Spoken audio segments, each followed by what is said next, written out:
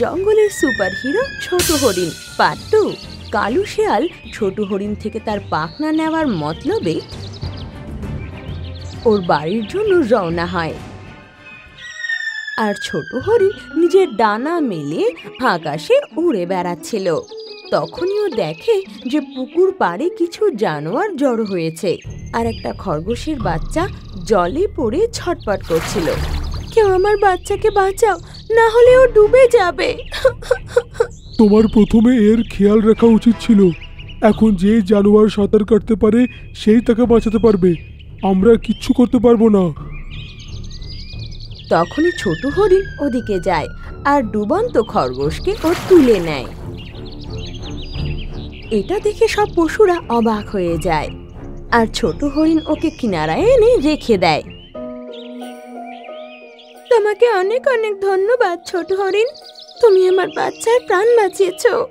আমি তো এই জন্যে ডানাটাকে পেয়েছি, যাতে সবার আমি সাহায্য করতে পারি।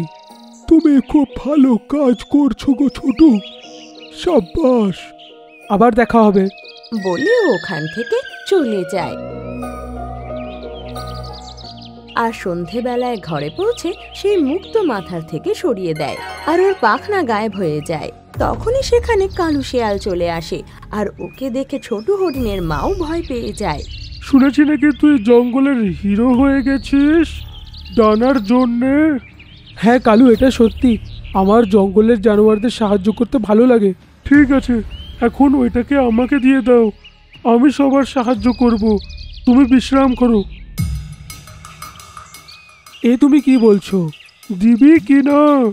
আমাকে এটা পরি অনেক খুশি হয়ে দিয়েছে, আমি যাকে তাকে দিতে পারি না এটা। যদি দিতে না পারিস তাহলে মরার জন্য প্রস্তুত হয়ে যাও।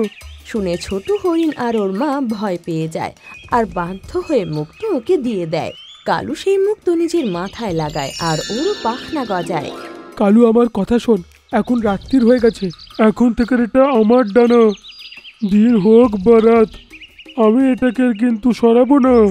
এটা বলে ওর পুরো কথা না শুনে ও আকাশে উড়ে চলে যায়।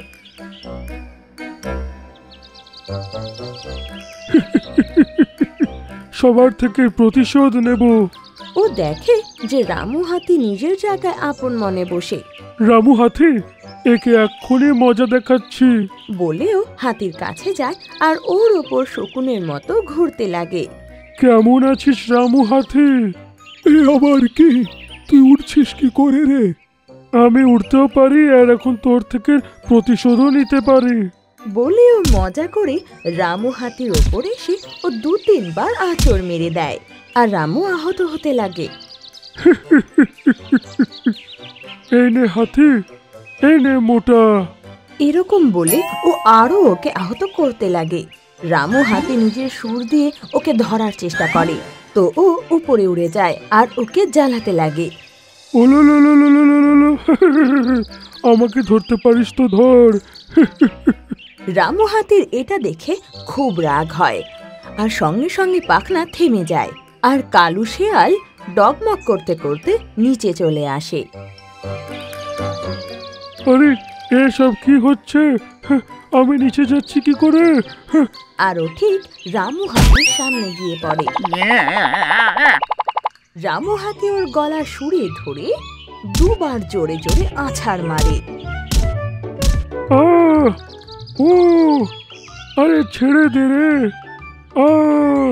রামু হাতি ওকে সঠিক শিক্ষা দিয়েছে আর ওকে ছাড়তেই ও আবার মাটিতে গিয়ে পড়ে। এরপরের বার থেকে আর বিরক্ত করবি না, না আমাকে ক্ষমা করে দে। ওর এটা বলতে ওর পাখনা আবার চলতে লাগে আর ও আকাশে উড়ে যায়। আরে এই ডানাগুলো আমাকে কোথায় নিয়ে যাচ্ছে? আরে এ তো নিজের থেকেই উড়ছে। নিচে 2 ঈগলের মধ্যে লড়াই চলছিল। তুই আমার ডিম চুরি করেছিস? আমি কোনো ডিম চুরি করিনি।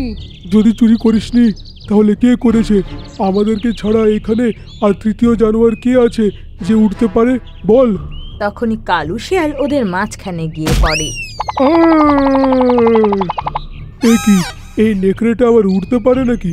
তার মানে এই আমার ডিমটা চুরি করেছে।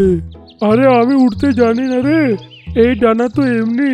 চুপ কর, ওই দুটো ঈগল এবার ওকে আক্রমণ করে আর ঠোঁট দিয়ে ঠুকরে ঠুকরে ওকে আহত করতে লাগে। আরে কেউ বাঁচাও আমাকে! আরে এই দুটো ডানা মিলে তো আমাকে আজকে মেরেই ফেলবে রে! আরে কেউ বাঁচাও রে! ও ওড়ার চেষ্টা করতে লাগে কিন্তু উড়তে পারে না।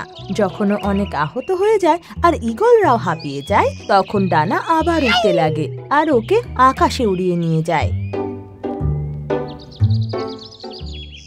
কিছু দূরে দুটো মোটা গন্ডার গাছে ধাক্কা মারার খেলা খেলছিল। চল, এখন আমরা একে একে সামনের গাছগুলোকে ধাক্কা মারবো। যার ধাক্কায় গাছ পড়বে সেই জিতবে। ঠিক আছে, আগে তুই ধাক্কা মার, তারপর আমি মারবো।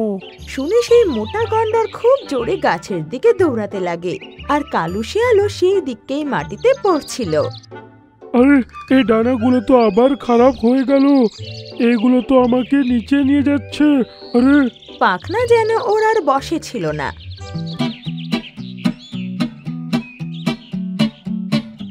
ও ধরাম করে মাটিতে সেই গন্ডারের সামনে এসে পড়ে আর গন্ডার গাছে ধাক্কা মারার আগে কালুকে ধাক্কা মারে আর ও হাওয়াতে অনেক দূর উড়ে গিয়ে পড়ে।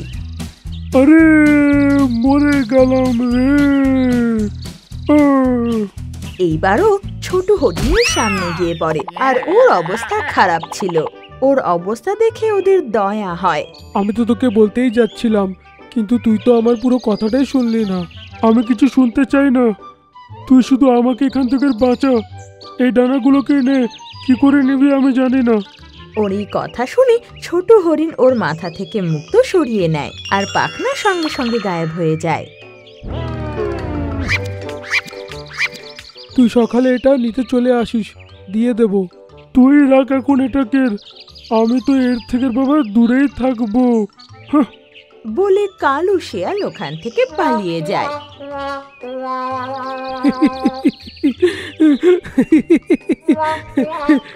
ছোট হরিণ আর ওর মা কালুকে এভাবে পালাতে দেখে হাসতে লাগে। তারপর থেকে ছোট হরিণ আবার নিজের পাখনার সাহায্যে জঙ্গলের সব পশু পাখিদের সাহায্য করতে লাগে আর চিরকালের জন্য জঙ্গলের সুপার হিরো হয়ে যায়।